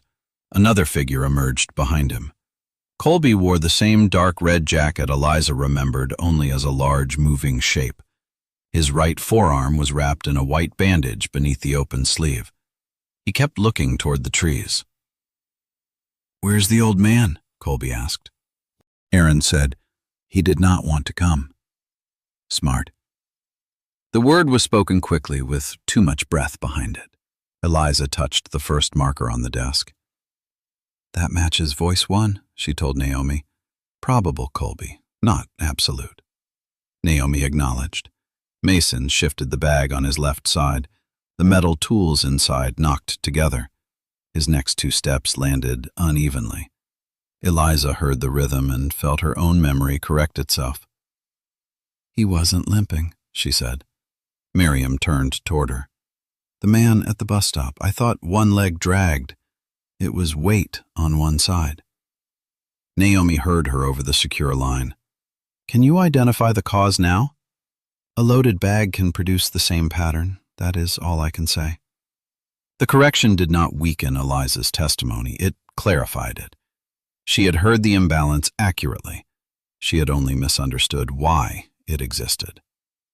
At the pump station, Mason held out his hand. Aaron did not move. "How much is in the envelope?" Mason asked. "What Vale was told to bring." "That is not what I asked." Aaron kept his voice mildly irritated, like a worker who had already driven too far for someone else's problem. "You want to count it? Count it." Mason took the envelope. The marked bills passed fully into his possession. Naomi watched from the command vehicle. "Stand by," she whispered. Mason opened the flap and looked inside. "Short." Aaron frowned. "It is 600. It is 8 now. That was not the deal." Mason stepped closer. Behind him, Colby's breathing accelerated. "The deal changed when Vale started talking," Mason said. "Tell him the store goes first, then the truck. If he keeps meeting with the police, we burn whatever is left." The words entered Aaron's body camera clearly. In the command vehicle, Evelyn gave Naomi a small nod. The extortion demand and retaliatory threat had both been recorded. Naomi reached for the radio transmit button. Then Eliza heard another sound, a small metallic vibration beneath the engine noise. Not Mason's tools, a vehicle door settling, farther away. She leaned toward the feed. "There is someone in a truck," she said. Naomi looked at the long-range camera view. Near the northern tree line, almost 100 yards from the exchange, an old pickup sat without headlights. A shadow moved behind the windshield. Dale had not approached with the others. He was watching. Naomi adjusted the arrest plan. "North unit, hold. Target 3 remains in vehicle." At the pump house, Aaron lifted one hand as if surrendering the argument. "I delivered the money. I am done." Mason folded the envelope and pushed it into his coat. Colby stared at Aaron's wrist. The investigator's sleeve had pulled back slightly when he raised his hand. Beneath it was a black tactical watch. Not unusual by itself, but too clean, too functional, and too familiar to a man who had spent the last week expecting police. Colby's eyes narrowed. Where did you get that? Aaron lowered his arm. What? The watch. Mason glanced at Colby. Forget it. No. Colby stepped closer. Vale's delivery guy wears a tactical timer? Aaron shifted his weight. The movement was nearly invisible. Colby saw it anyway. His face changed. It's a setup. The quiet operation shattered. Mason dropped the tool bag and ran toward the drainage channel. Colby spun toward the southern path. At the tree line, the old pickup's engine roared to life. Naomi pressed the radio. Move! Move now! The snowplow doors opened. Plainclothes officers emerged from the maintenance shed. Aaron drove forward, catching Colby's jacket before he could clear the concrete pad, but Colby twisted free and struck toward him with his bandaged arm. The truck's headlights burst on across the field. Dale reversed hard, tires spraying snow, then turned toward the northern service road. At the station, Eliza heard overlapping commands, boots on ice, and the rise of multiple engines. Mercer stood. She placed one hand on his back. No one in the room spoke to her now. Her role had ended. On the secure channel, Naomi's voice remained level amid the chaos. North unit, vehicle coming your way. South team, Mason on foot toward the channel. Beckett has contact with Colby. Eliza listened as the carefully arranged plan transformed into motion. There was no clean arrest, no perfectly closed perimeter. Only people making decisions faster than fear could catch them. Far outside town, Dale's truck struck the icy service road and accelerated toward darkness.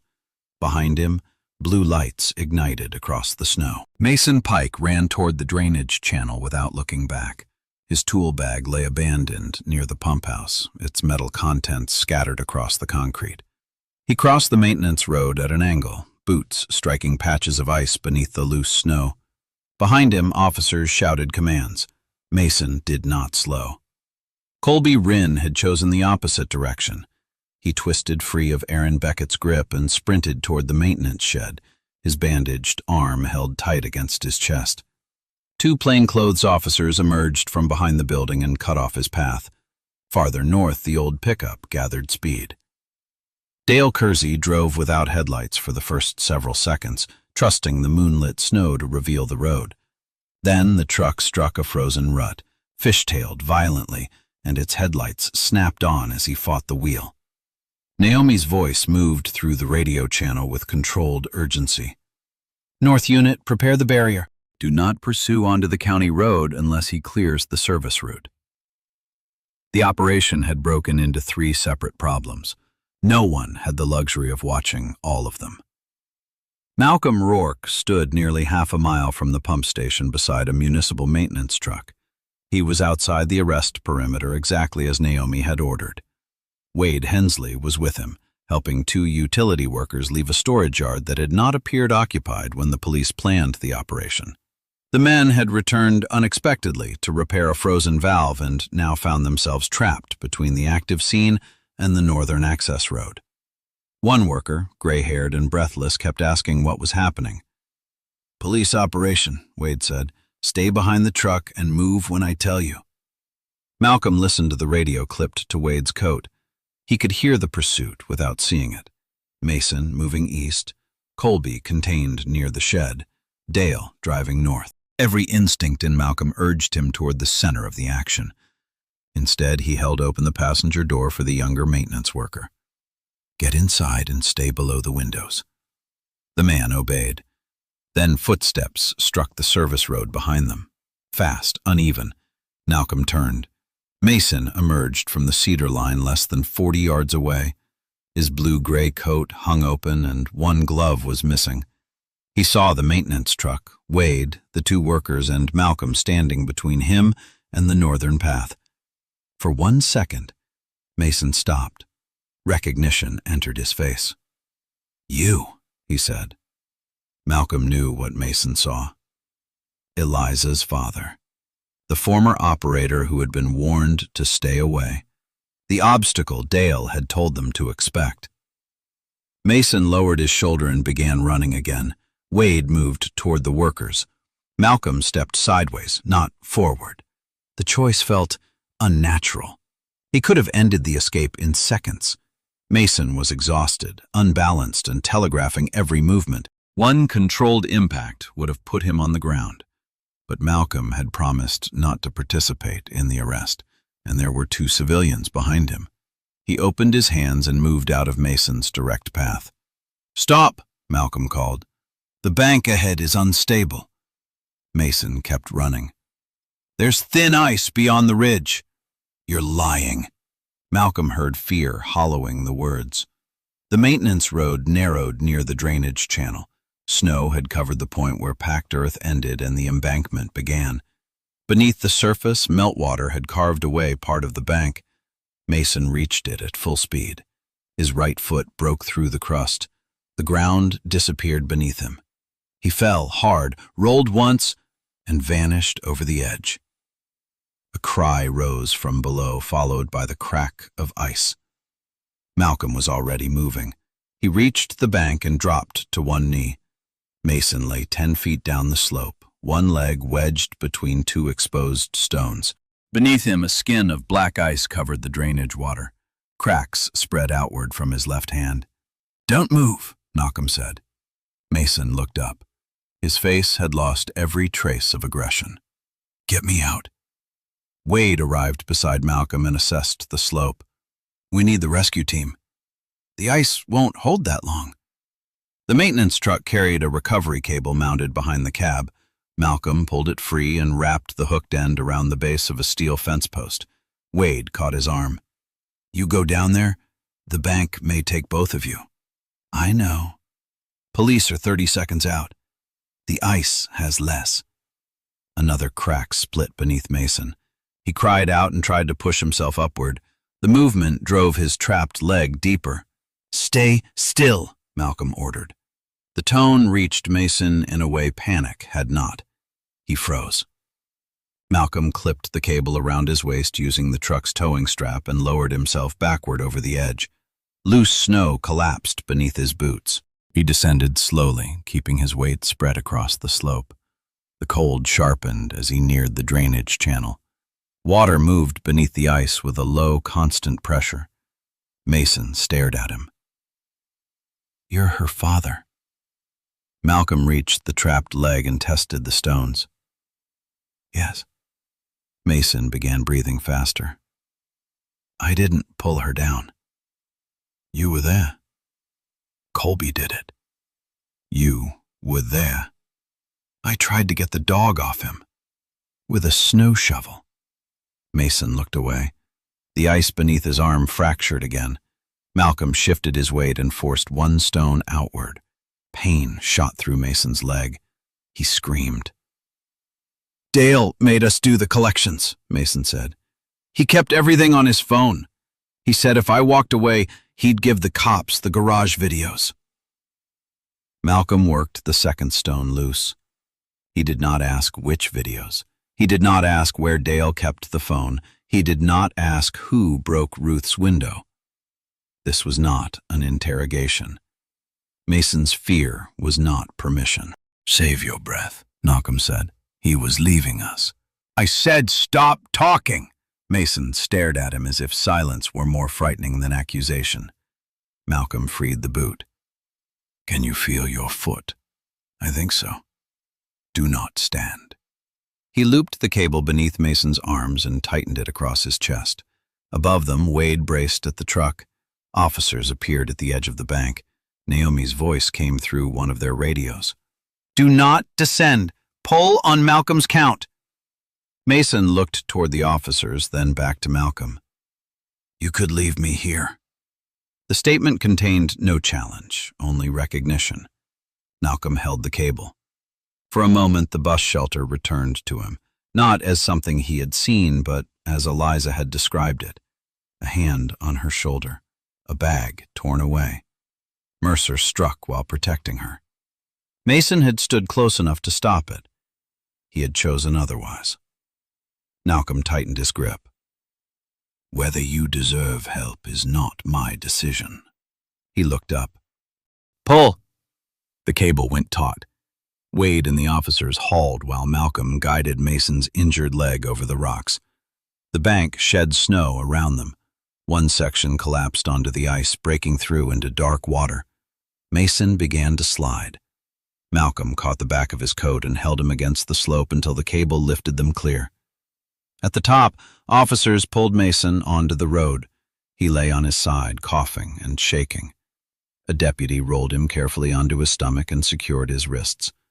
Malcolm remained on one knee near the edge, snow covering his sleeves. Naomi approached. For an instant, neither spoke. Then she looked at Mason, the cable, and the broken bank. You stayed out of the arrest, she said, until he fell. Naomi nodded once. There was no praise in the gesture, only acknowledgement. Near the maintenance shed, Colby's resistance ended differently. He had swung wildly at Aaron and kicked at the two officers blocking his escape. The movements were fast but undisciplined, driven more by terror than intent.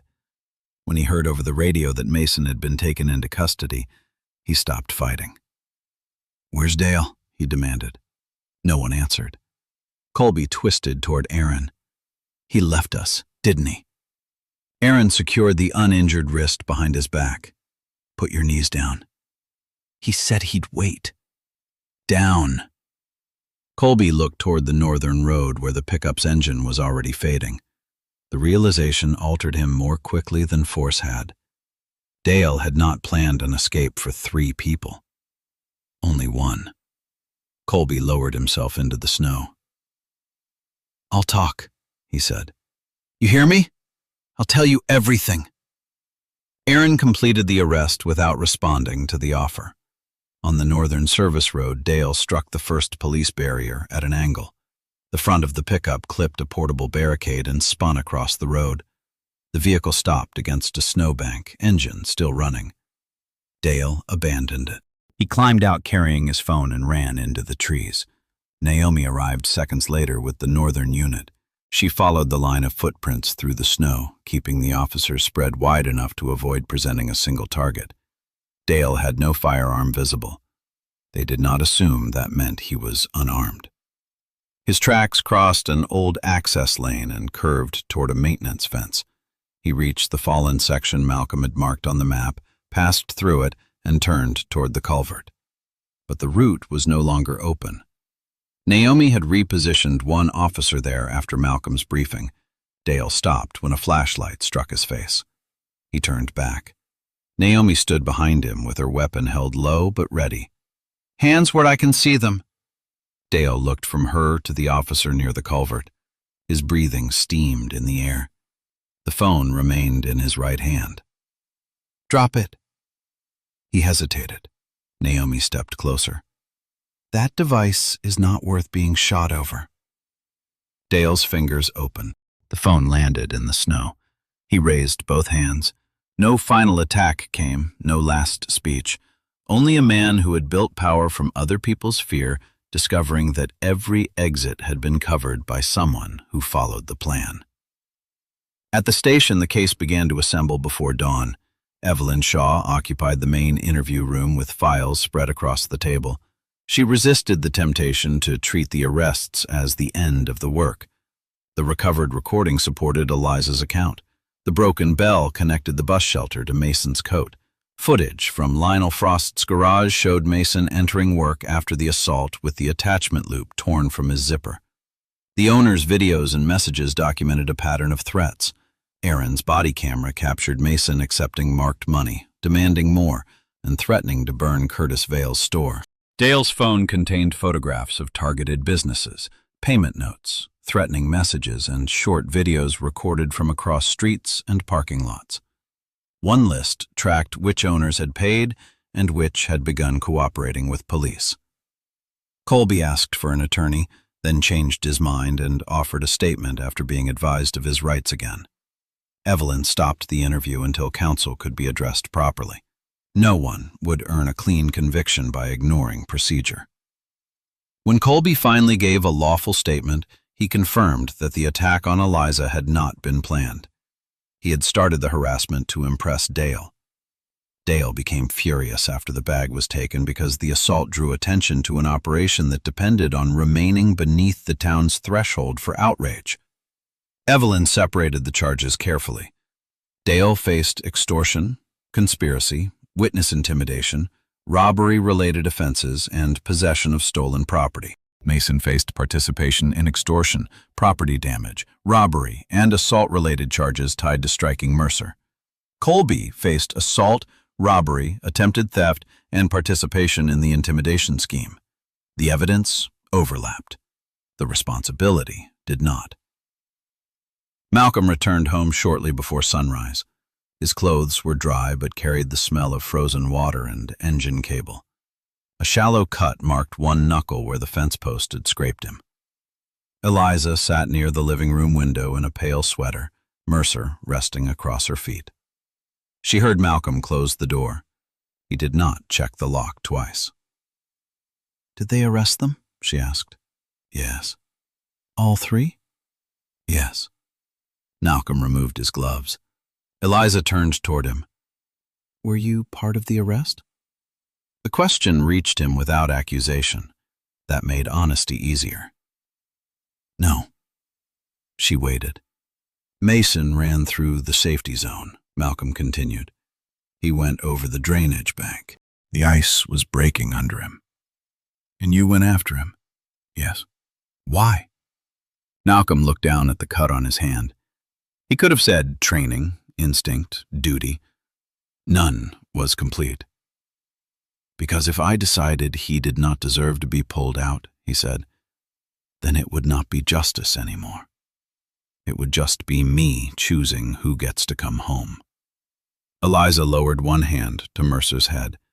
The dog's ears relaxed beneath her fingers. Malcolm remained by the door, uncertain whether he had answered correctly. Eliza stood. This time, when he moved toward her, he stopped before touching her. She crossed the space herself and placed her arms around him. Malcolm closed his eyes. He had kept the promise imperfectly. Not by avoiding every danger, not by remaining untouched by anger. He had kept it at the only moment that truly mattered, when anger could have made cruelty feel deserved. Outside, the first light spread over Snowhaven. Inside, Eliza understood that her father was no longer simply restraining the man he had once been. He had begun choosing who he wanted to become. By the time the charges were formally filed, winter had settled into Snowhaven as if it intended to stay. The roads were clear most mornings, but snow remained banked against the buildings and frozen into the shaded corners of parking lots. Icicles hung from the courthouse roof. The river beyond town moved beneath a skin of gray ice. Dale Kersey, Mason Pike, and Colby Wren were held on separate conditions while Evelyn Shaw completed the first stage of prosecution. The case did not rest on a single dramatic discovery. The recorder from Eliza's bag supported her account, but its audio remained imperfect. The broken bell linked the bus shelter to Mason's coat, but could not stand alone. The garage footage showed the missing attachment ring. Aaron Beckett's body camera captured the demand for money and the threat against Curtis Vale's store. Dale's phone contained payment records, photographs, messages, and videos of businesses he had watched. Ruth, Helen, Curtis, and several other owners provided statements that overlapped without sounding rehearsed. No one piece solved everything. Together, they left fewer places for doubt to hide. Evelyn explained this at a closed meeting with the witnesses. She stood at the front of the library conference room wearing a dark suit and her black-framed glasses, a stack of files arranged before her. She did not promise a quick trial or guaranteed sentences. "Charges are not convictions," she said. "Defense counsel will challenge memory, interpretation, procedure, and motive. That is their role. Your role is to tell the truth accurately, including what you do not remember." Ruth Calder sat beside Helen with both hands wrapped around a cup of tea. "What if I get frightened again?" she asked. "You probably will," Evelyn replied. Ruth looked up. Evelyn's expression softened. "Being frightened does not make your testimony false. Changing facts because of fear would. There is a difference." Ruth nodded slowly. She had returned to the bakery 3 days after the window was replaced. The new glass was thicker and clearer than the old pane. From the preparation table, Ruth could see the entire alley without leaning toward it. At first, she disliked that openness. Then she decided she preferred seeing what had once frightened her. She kept one triangular shard of the broken window in the locked drawer beneath the register. Helen discovered it while organizing receipts. "You planning to stab someone with this?" she asked. Ruth took the shard from her hand. "No." "Then throw it away." Ruth wrapped it in a square of cloth embroidered with wheat. "I need to remember what silence cost." Helen studied her sister for a moment. "Remembering is useful," she said. "Punishing yourself is not." Ruth placed the wrapped glass back in the drawer, but this time she did not lock it away. Snowhaven's response began in ordinary meetings. There were no banners, no dramatic pledges, and no sudden transformation of the town's character. The first council session lasted 3 hours because business owners argued over liability, camera access, staffing, and whether a safety program would frighten tourists. Naomi Voss listened until everyone had repeated themselves twice. Then she placed her red notebook on the table. "The people causing fear already know which places are isolated," she said. "The question is whether the rest of us intend to know too." The program they eventually approved was called Snowhaven Safe Door. Participating businesses placed a small white bell symbol near their entrances. Any adult who felt followed, threatened, stranded in severe weather, or unable to reach transportation could enter and ask for help. Employees were not expected to confront anyone. They were trained to lock the door if necessary, call emergency services, offer a safe waiting area, and document only what they could observe without increasing danger. Ruth's Bakery was the first to display the symbol. The pharmacy joined next, then the hardware store. Within 2 weeks, 12 locations participated. The town also created a voluntary camera sharing agreement. Business owners retained control of their own footage, but could authorize police access after reported incidents. Naomi insisted on written consent and clear retention rules. She had no interest in replacing one kind of fear with constant surveillance. At the bus shelter, crews installed brighter overhead lighting, a shielded emergency call button, and an audible arrival signal that activated when scheduled buses approached. Eliza attended the final accessibility test. She stood beside the shelter while a technician triggered the system. A low, two-tone signal sounded, distinct from the bakery bell, the crossing signal, and the heater. "Too similar to the pharmacy door chime," Eliza said. The technician adjusted the pitch. They tried again. "Better." Malcolm watched from the sidewalk but did not offer an opinion. That was new. He still noticed everything: the untreated patch of ice near the curb, the loose edge of the tactile strip, the snow piled too high beside the bench, but he waited until Eliza finished before mentioning any of it to the technician. She heard the restraint in his silence. It meant more than agreement. At the library, Miriam Cole helped Eliza begin a new oral history project. They called it After the Door Closes. The title came from something Ruth had said during a recording session, that fear often became loudest after a person reached home and locked the door. The project gathered accounts from adults who had experienced harassment, coercion, stalking, or intimidation, but had delayed reporting it. Participants could use their names, first names only, or remain anonymous. Miriam handled scheduling and consent forms. Eliza conducted the interviews and edited the recordings. She refused to smooth away every hesitation. Breaths remained where they carried meaning. Long silences stayed when removing them would make courage sound easier than it had been. When it was Eliza's turn to record her own account, Miriam sat behind the glass. The microphone waited before her. Mercer lay under the table, his body warm against her boots. Eliza began with the weather. She described the brightness of the snow, the shelter heater, the three voices crossing the street. Then she stopped. Miriam did not speak through the headphones. Eliza placed her thumb against the three raised beads on her bracelet. "I was afraid before any of them touched me," she said. Her voice sounded smaller through the monitor than it did inside her head. "I knew something was wrong because Mercer knew." I told myself that staying calm meant I was in control. It didn't. It meant I was trying to survive without giving them the reaction they wanted. She paused. For several nights afterward, I wished I had never gone to that bus stop. Then I hated myself for wishing it. Mercer shifted beneath the table. Eliza lowered one hand and touched the notch in his left ear. "I do not think courage means being unafraid," she continued. "I think it means fear is no longer the only voice allowed to make decisions." Miriam left the silence after that sentence untouched. Tessa Marlowe completed Mercer's final behavioral evaluation the following week. The tests were deliberately ordinary. A stranger approached Eliza quickly, then stopped when asked. A metal tray fell in another room. A person in a bulky winter coat reached toward Eliza's dropped glove. Mercer monitored each situation but did not overreact. He blocked once when the stranger moved too close. He returned to task when Eliza gave the forward command. Tessa removed her stethoscope and smiled. "He is still working from judgment, not fear." Eliza knelt beside Mercer. "Is that your professional way of saying he's better?" "It is my professional way of saying both of you are recovering without pretending nothing happened."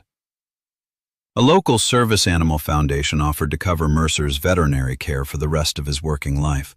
Eliza accepted only after confirming the gift did not require public appearances or promotional photographs. Mercer did not need to become a mascot. He had done enough. The town held a community meeting near the end of February. It was small by design. Folding chairs filled the municipal hall. Wet coats hung near the entrance. Ruth brought cardamom buns and complained that the coffee provided by the town was an insult to boiled water. Naomi and her officers were recognized for the operation. Aaron Beckett attended but remained near the back. Evelyn received quiet applause for preventing urgency from becoming recklessness. Curtis Vale, Ruth, Helen, and the other witnesses were thanked for providing evidence despite the risk. When Malcolm's name was called, he did not rise immediately. Eliza turned toward the sound of his chair. The council chair invited him to accept a certificate for his assistance during the operation and the rescue at the drainage channel. Malcolm stood. He wore a charcoal blazer over a blue-gray shirt without a tie. His father's mechanical watch rested at his left wrist. The scar beneath his ear was visible above the collar. He walked to the front but did not take the certificate. "I appreciate the intention," he said. The room quieted. "I did not investigate this case. I did not make the arrests. I did not build the charges." He glanced toward Naomi, Evelyn, and the witnesses. "I provided a map. Then I spent most of the night learning that being useful does not always mean being in charge." A few people smiled. Malcolm's expression remained serious. "My daughter reported what happened when remaining silent would have been easier. Mercer protected her, and then stayed with her instead of chasing the men who ran. The business owners gave evidence knowing they might be targeted. The officers followed procedure when impatience would have felt more satisfying." He looked toward Eliza. "The most difficult thing I did was learn not to step between her and the world every time I was afraid for her." He pushed the certificate gently back across the table. "If this belongs anywhere, put all their names on it." No one argued. The applause that followed was not loud at first. It gathered. Malcolm returned to his seat and stopped beside Eliza before sitting. He did not reach for her. Eliza found his hand and squeezed it once. Several mornings later, snow began falling again, not heavily, just enough to dust the roofs and soften the edges of the square. Eliza stood near the entrance of her building with Mercer in harness. Her teal coat was fastened against the cold, and her cream scarf covered the lower part of her face. Malcolm walked beside them as far as the square. Neither mentioned the significance of the route. The bakery bell rang as Ruth opened the door for the morning. A delivery van idled near the curb. Farther ahead, the new bus signal tested itself with 2 low notes. Mercer's stride remained steady. At the edge of the square, Malcolm slowed. The bus shelter stood across the street. He saw the patch of new salt near the curb. He saw a ridge of snow narrowing the path beside the bench. He saw a man waiting near the route sign and a truck turning into Main Street. His body prepared to move ahead. Check the crossing, clear the path, stand between. Then he stopped. Eliza felt the change in the sound of his steps. "You're not coming farther?" she asked. Malcolm looked toward the shelter. "Do you need me to?" "No." The answer was gentle, not dismissive. Mercer paused at the curb, assessing traffic. Malcolm placed his hands in his coat pockets so they would not search for something to fix. "Call me later," he said. "I usually do." The crossing signal activated. Eliza gave the command. "Forward." Mercer stepped into the road. His gold and black body moved with calm precision against the white morning. Eliza followed the harness, boots finding the cleared path. They reached the opposite curb. Before turning toward the shelter, Mercer looked back once. His amber eyes found Malcolm across the square. Then he faced forward and continued. The bus approached with a low diesel hum. The new arrival signal sounded. Eliza stopped at the correct boarding point. The doors opened. She and Mercer climbed aboard without assistance. Malcolm remained where she had left him. The instinct to follow did not vanish. It probably never would. But it no longer decided his actions. Across the square, Ruth turned the bakery sign from closed to open. Beneath it, the white bell symbol caught the pale winter light. Snowhaven had not become innocent. There would still be people who mistook solitude for weakness, fear for consent, and silence for permission. But the town had changed the conditions they depended upon. Doors opened sooner. Witnesses spoke to one another. Records were kept. Help had a visible place to wait. The bus pulled away from the curb, carrying Eliza and Mercer through the bright falling snow. Malcolm watched until it turned beyond the courthouse. Then he walked toward the bakery, not to follow, not to guard, but because Ruth had promised coffee strong enough to make the morning useful. Behind him, the shelter stood empty. It was only a place again. And Snowhaven, imperfect but awake, had learned how to stand. True strength is not proven by how quickly we strike back, but by what we choose when anger gives us every excuse to become cruel. Malcolm learned that protecting someone does not mean controlling their path. Eliza showed that courage is not the absence of fear, but the decision to keep moving without letting fear speak for us. In everyday life, we may not face a frozen river or a dangerous criminal, but we all face moments when we must choose between revenge and mercy, silence and truth, control and trust. May God give us the wisdom to know the difference and the courage to choose what is right. Share your thoughts in the comments and subscribe for more stories about loyalty, justice, and the quiet strength that changes lives.